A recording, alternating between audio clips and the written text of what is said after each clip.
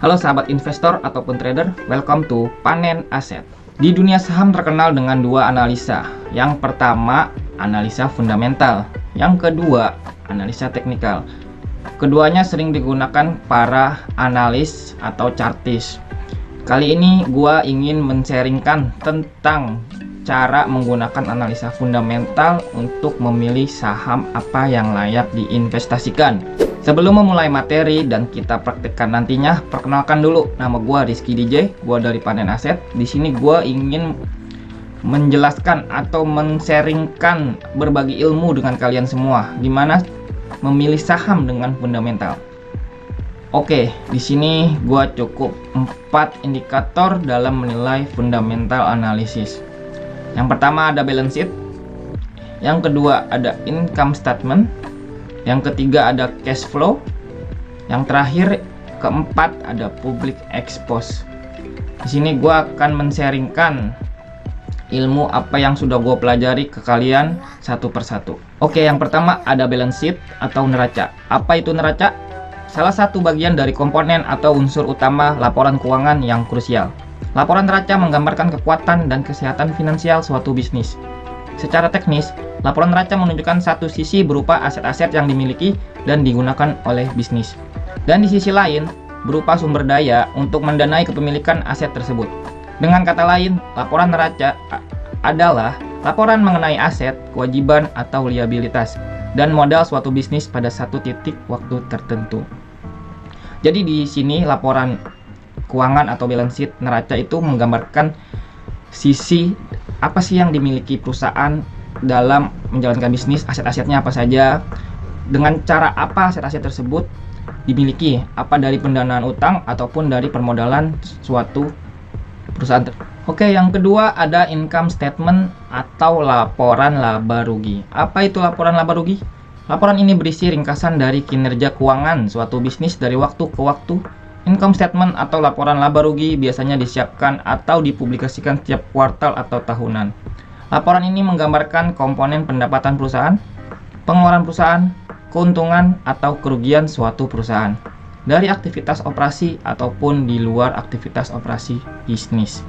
Jadi di laporan ini kita dapat melihat gambaran nih suatu perusahaan itu dalam keadaan untung atau rugi. Nah, dalam keuntungan itu juga bisa kita breakdown lagi, apakah keuntungan itu dari operasi bisnisnya atau dari investasinya. Itu dua hal yang berbeda ya. Tiga, ada cash flow atau arus kas. Apa itu laporan arus kas? Salah satu komponen laporan keuangan ini memuat ringkasan mengenai arus masuk dan keluar kas perusahaan. Laporan arus kas bisa disiapkan pada akhir bulan, kuartal, atau tahunan. Posisi likuiditas bisnis akan tercermin pada laporan arus kas.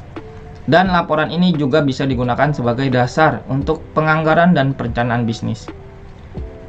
Jadi di laporan arus kas ini kita bisa melihat uang masuk dan uang keluar dipergunakan untuk apa saja dalam permodalan suatu bisnis. Nah, yang keempat atau yang terakhir ada public expose. Public expose atau PUBEX sebagaimana didefinisikan oleh Bursa Efek Indonesia adalah pemaparan umum kepada publik mengenai kinerja emiten atau perusahaan tersebut. Tujuannya agar informasi mengenai kinerja perusahaan tersebut tersebar secara merata.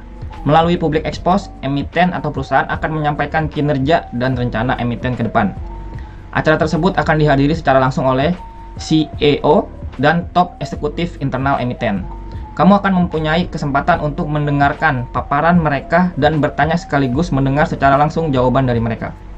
Dengan begitu, kamu sebagai investor bisa mendapatkan informasi apa saja yang dibutuhkan untuk menunjang keputusan investasimu.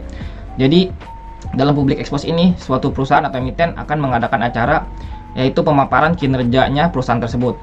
Dalam pemaparan tersebut juga akan menjelaskan selanjutnya perusahaan itu ke depan itu akan melakukan ekspansi atau pengembangan bisnis seperti apa. Di sini juga kalian sebagai investor bisa menanyakan sesuatu hal yang ingin kalian tanyakan dan akan langsung dijawab oleh si pemilik perusahaan atau petinggi-petinggi perusahaan. Nah, sebelum kita masuk ke dalam laporan keuangan, kalian harus ingat ya, ada 4 yang harus kalian perhatikan. Satu tadi balance sheet atau neraca. Yang kedua income statement atau laporan laba rugi. Yang ketiga ada cash flow. Atau arus kas. Yang terakhir ada 4 nih, public expose. Itu kalian ingat 4 tersebut minimal lah untuk mencari suatu perusahaan yang bagus untuk diinvestasikan.